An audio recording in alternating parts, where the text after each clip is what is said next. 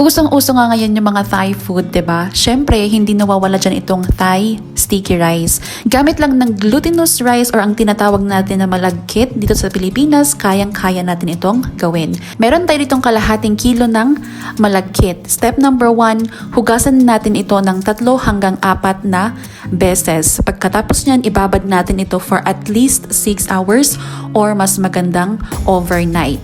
Ganito siya kinaumagahan.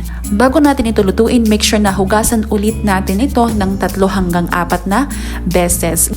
Gagamit tayo dito ng regular na steamer. Make sure na meron kayong malinis na tela kasi ito yung mag-a-absorb sa moist mamaya pag na-steam na natin itong ating glutinous rice para hindi siya magbabasa-basa. Takpan natin ito at lutuin muna natin ng at least 10 minutes. After 10 minutes, ganito na siya. Baliktarin natin para masigurado nating maluto ng maigi ang bawat butil lang ating sticky rice or itong ating